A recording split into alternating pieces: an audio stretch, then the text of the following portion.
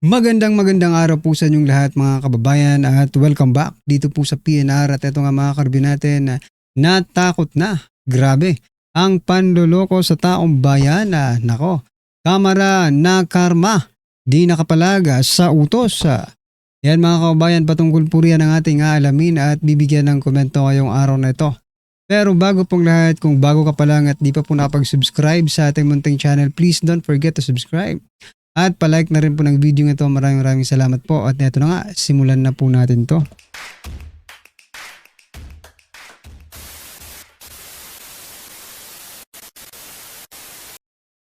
So yan mga kababayan, bago po natin pasadahang bigyan ng reaksyon ang video ito. Eto mga kababayan, unahin po muna natin pasadahan ang mga nagte-trending na mga balita dito po sa mundo ng social media at unahin na nga po natin ito. President Bongbong Marcos Jr. Nako, ito po ang kanyang statement. Sabi niya po dito, sa report, completed lahat. Pero pagdating dito, wala. Hindi pwede yan. Hahanapin natin kung sinong responsable dito. Sa gobyerno, sa private, at kailangan managot sila dito sa kanilang ginawa. Nako po. Teka lang. Bakit sila lang ang dapat managot? Di ba, eto isang taon na po ito mula po nang nagsona kayo. Patungkol po ito sa mga flood control projects mga kababayan. Di ba bas dapat na managot ka? President Bongbong ito opinion ko lang po ito mga kababayan kasi di ba sa kanya po natin narinig ang 5,500 flood control project. Kaya nga po naging curious ang taong bayan, no? Doon po sa kanyang report sa kanyang naging SONA, 'di ba, na 5,500 flood control projects. Pero ngayon ang lumalabas hindi siya kasali, no? Sino po ba ang nag-report? Pag ini-report mo po ang isang bagay, no? Lalo na pag SONA, it means na totoo lahat ng sinasabi mo doon, 'di ba? So meaning pala President Bongbong Marcos Jr. Pinagsisinungalingan mo ang taong bayan nung sinabi mo po. Okay? Doon po sa nakaraang SONA mo na 5,500 flood control projects tapos na. Di ba? Ngayon, ilan sa mga sinabi mo nitong latest SONA naman ang totoo? Kung nung nakaraang SONA, ikaw po ay nagsinungaling, ibig sabihin ngayon po, there is a possibility that you are also lying. Di ba? Hahanapin daw nila ang mga responsable. Meron na nga pong sinasabi Nandyan na, kasuhan nyo na yan. Ba, itong ilalabas ni Mayor Magalong at ni Senator Ping Lacson, okay? Anyway, ano po ang inyong masasabi niyan? What I'm trying to point out dito, hindi lang isisi dito sa mga contractors na mga ito. Di ba?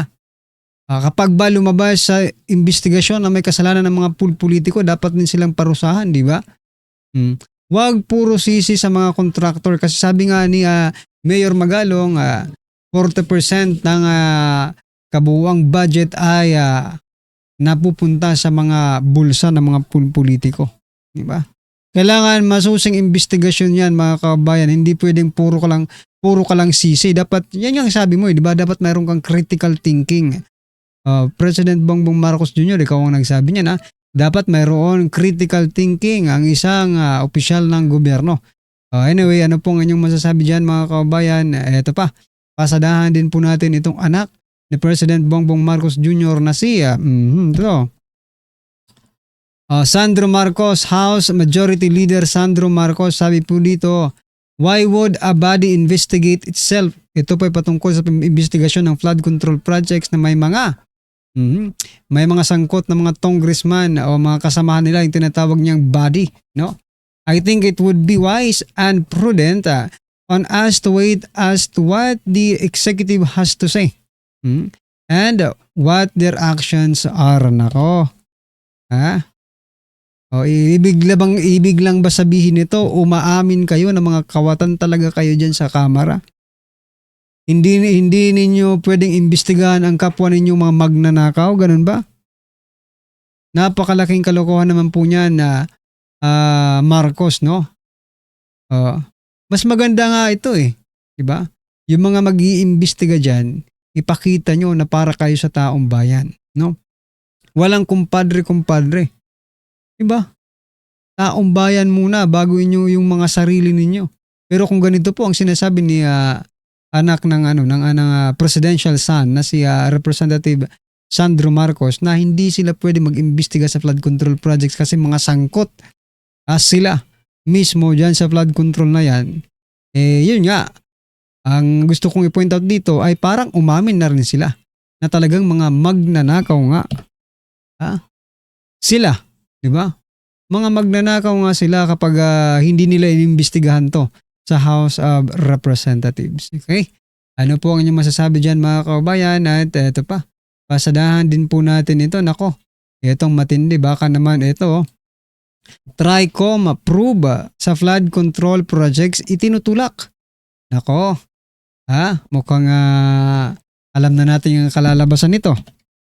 Pag TRICOM kasi, Quadcom and TRICOM, it is, okay, made exclusively for Duterte.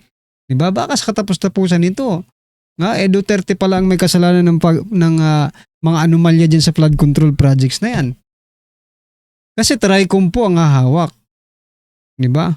Alam naman po natin, itong TRICOM, itong Quadcom, ginawa po yan, exclusively para po sa Duterte. Sila po ang maghahatol sa Duterte. Diba? So ano ito? Duterte na naman. So ano to? Rendon. Si Rendon kasi ang may ano nito eh.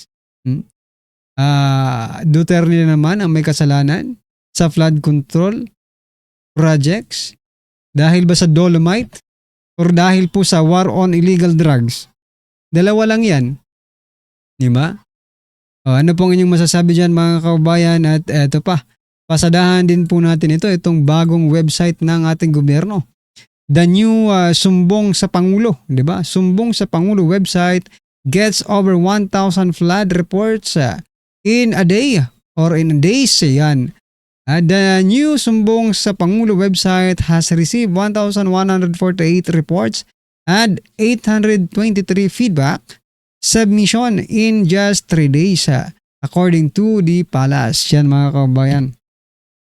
Ako medyo duda ako dito sa Sumbong sa Pangulo website na ito. Baka kayo rin ang nagre-report at kayo rin ang nagbibigay ng feedback. Diba? Diba? Hindi malabong mangyari yun na kayo rin yung nagre-report, kayo na yung gumawa ng website, kayo pa yung gumawa ng mga reports, kayo pa yung gumawa ng feedback. Ibig sabihin nito mga kabayan, peke, di ba? Kung ikaw ang gumawa ng website, ikaw din ang nag-receive at ikaw rin ang nag-report, anong ginagawa mo? Bakit hindi mo na lang bakit hindi mo na lang personalin? Bakit hindi mo na lang ipahuli ang mga yan? Gagawa ka pa ng website. That is only my opinion mga kabayan. Kasi duda talaga ako dito sa Sumbong sa Pangulo, Sumbong sa Pangulo website na ito mga kabayan. Sapagkat ang bilis no? 1,148 reports agad. In 3 days, nako po. Anyway, marami siguro talagang mga flood control projects na mga palpak dito sa ating bansa kaya maraming nagre-report. Pero hindi rin natin maiwasang isipin na sila rin ang nagre-report, sila rin ang gumawa ng website at sila rin ang nag-feedback. Ano po ang inyong masasabi dyan mga kababayan? I-comment nyo na lang po. At eto naman kinontra ni Senate Minority Leader Vicente Tito Soto III ang panukala ng napagkalooban ng emergency power si Pangulong Ferdinand Marcos Jr. upang mapabilis ang implementasyon ng National Flood Control Program sa bansa. Kailangan ba talaga ng emergency power dyan, di ba? Sa bagay, baka kasi matitigas talaga ang ulo nitong mga alipores ni President Bongbong Marcos Jr. at ayaw siyang pakinggan, no? Kailangan talaga ng emergency power, di ba? Kailangan niya ng power, another power. Kumbaga karagdagang power. Puro na kayo mga kapangyarihan dyan, di ba? Anyway, kaya ko po ito i-share sa inyo mga kababayan sapagkat hindi kaya pang-aabuso na ito sa kapangyarihang ginagawa nila, 'di ba? Bakit hindi niyo lang gawin ang inyong mga tungkulin, 'di ba? At ipakita niyo sa bayan na hindi niyo kailangan ng emergency pa. Natatandaan ko nagkaroon lang ng emergency power mga kababayan nung pandemic, 'di ba? Kasi kailangan talaga agad-agad na umaksyon ng gobyerno, no? Para matugunan yung mga pangangailangan doon sa pandemic na yon. Pero ngayon wala namang pandemic. So, ayan. Sabagay may bagyo pero hindi naman agad-agad yung bagyo na there are more times na walang bagyo sa Pilipinas kaysa po sa meron. So meaning you have enough time to plan, di ba? Oh, sabagay hindi natin alam kung ano pa ang gusto nilang iparating sa atin patungkol po dito sa emergency power na ito. Diba? Baka gusto lang nilang ipakita na mas makapangyarihan talaga sila. Whatever they want, they gets, diba? Ano pong inyong masasabi dyan mga kababayan? I-comment nyo na lang po. At ito, pasadahan po natin ang video ito at bigyan po natin ng reaksyon. Ito na po. Ng reaction opinion itong post ng Batas PH 21 minutes ago. The Supreme Court in bank has deferred, sinantabi, deferred action on motions for reconsideration filed by the House of Representatives and other groups challenging the High Court's ruling that declared unconstitutional the articles of impeachment against Vice President Sara Duterte. In a Viber message, Supreme Court spokesperson Attorney Camille Sue May Ting told reporters that the motions were on the agenda for Tuesday's in-bank session but were not acted upon. Hindi inaksyonan. Meanwhile, when asked, Attorney Ting did not provide a reason for the inaction.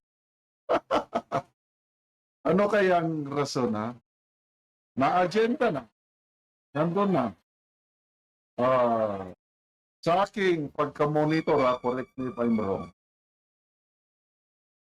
may 4 na motion for reconsideration. House of Representatives through the Solicitor General plus 3 others. So 4 nandun na.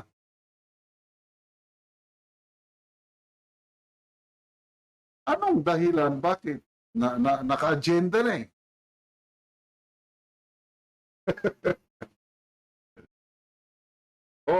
Siguro baka opinion ko lang ito, baka hinihintay pa ng Supreme Court, baka meron pang magpapile ng motion for reconsideration.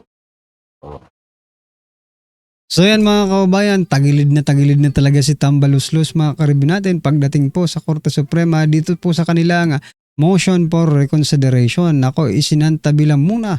Ibig sabihin hindi yan minamadali ng Supreme Court yan mga kababayan. At saka grabe pong mga nangyayari ngayon. No? Ito marami na pong nagpahayag na ayaw nila mag-imbestiga, no, patungkol po dito sa isingit lang natin itong flood control project, itong ilang mga kongresista ayaw pong mag-imbestiga patungkol po sa flood control project sapagkat tulad nga ni Sandro Marcos, di ba? Sapagkat may masasagasaan silang mga miyembro ng kanilang House of Representatives mga karibin natin. Pero kung Kaya nga nang sinasabi ko kanina, pero kung para ka talaga sa bayan, why not, di ba?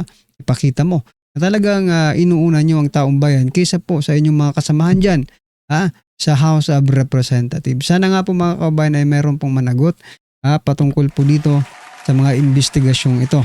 Mahirap puro lang imbestiga tapos nalusaw na po yung ating billions of taxpayers money tapos after investigation wala man lang makulong. Wala man lang maparusahan. Dapat meron pong maparusahan dyan, okay? Anyway mga karibyo natin, ano po ang inyong opinion, reaksyon patungkol po sa video ito? I-comment nyo na lang po sa baba para at least alam po natin mga kabayan ang inyong opinion. Maraming salamat po. Please don't forget to like the video. Maraming salamat po.